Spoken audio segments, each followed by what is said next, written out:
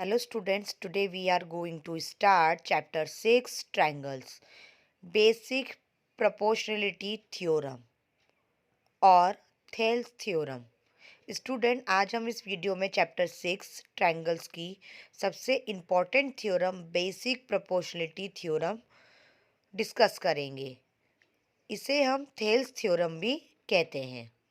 Please like and subscribe my channel.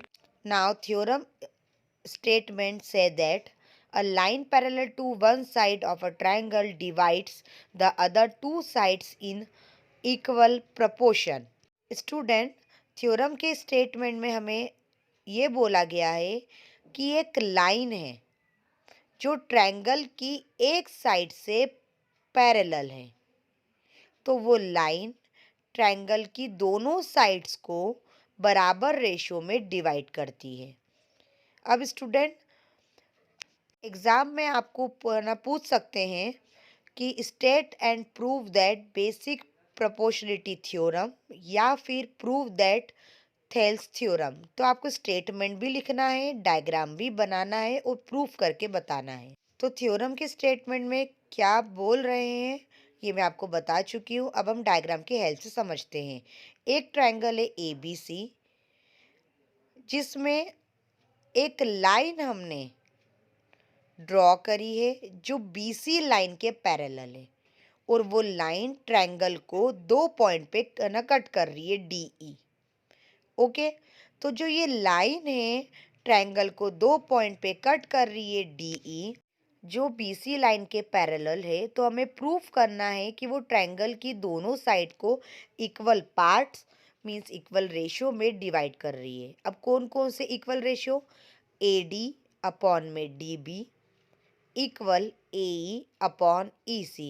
Means एक side दोनों equal part में divide हो रही है और दूसरी साइड भी इक्वल पार्ट में डिवाइड हो रही है, लेकिन दोनों पार्ट्स आपस में इक्वल है, ये हमें प्रूफ करना है। तो हमने गिवन में लिख दिया कि जो DE है वो पैरेलल है BC के।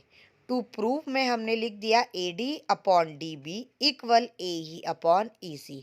तो ये स्टूडेंट थ्योरम हम 3 स्टेप्स में प्रूफ करेंगे। नाउ फर्स्ट स्टेप, अब यहाँ पे हमने ट्रायंगल में कंस्ट्रक्शन करा है, बी पॉइंट को ई पॉइंट से ज्वाइन कर दिया है। ठीक है, अब हम फर्स्ट ट्रायंगल में दो ट्रायंगल कंसीडर करेंगे and second triangle BDE। Area of triangle का फॉर्मूला होता है student half base into height. तो ट्रायंगल ADE में हमने बेस लिखा है AD इंटू हाइट, अभी हमने हाइट नहीं लिखी है। और एरिया ऑफ ट्रायंगल BDE में हमने लिखा है हाफ बेस BD हो जाएगा इंटू हाइट, अभी हमने लिखी नहीं है। अब जो हमने ट्रायंगल का पोर्शन लिया है उसको हमने अलग से नीचे निकाल लिया है, तो आप देख सकते हैं कि दोनों की हाइट ED सेम है। So area of triangle ADE upon area of triangle BDE लिख सकते हैं। हाफ से हाफ कैंसिल हो जाएगा और दोनों की हाइट सेम है, इसलिए हम हाइट से हाइट कैंसिल कर सकते हैं। So we can write area of triangle ADE upon area of triangle BDE is equal AD upon BD। So यहाँ पे स्टूडेंट हमारा प्रूफ का जो फर्स्ट पार्ट था AD अपॉन DB वो हमारा प्रूफ हो गया। अब हम सेकंड पार्ट पे आते हैं। नाउ सेकंड स्टेप में हम स्टूडेंट ट्रायंगल लेंगे, एरिया ऑफ ट्रायंगल ADE सबसे टॉप वाला and area of triangle CDE corner वाला।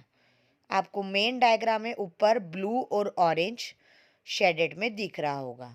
ओके, ये ट्रायंगल हम अलग से निकाल लेते हैं। Now area of triangle ADE same formula half base into height. Area of triangle ADE में बेस हो जाएगा AE इंटू हाइट हमने एज इट इज अभी लिखी है।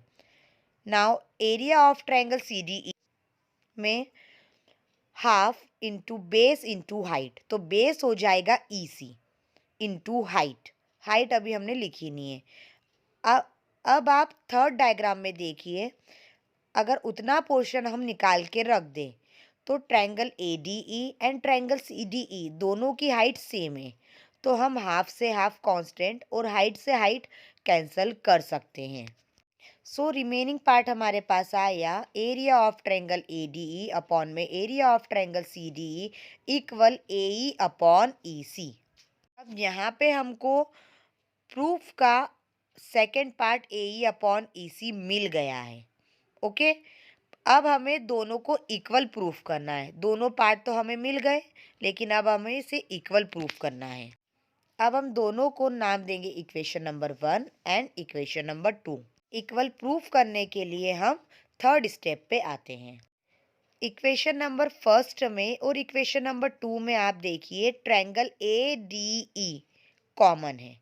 इक्वेशन नंबर 1 में भी ट्रायंगल ए डी ई आ रहा है और इक्वेशन नंबर 2 में भी ट्रायंगल ए डी ई आ रहा है। डिफरेंट कौन कौन से हैं? Triangle B D E and triangle C D E.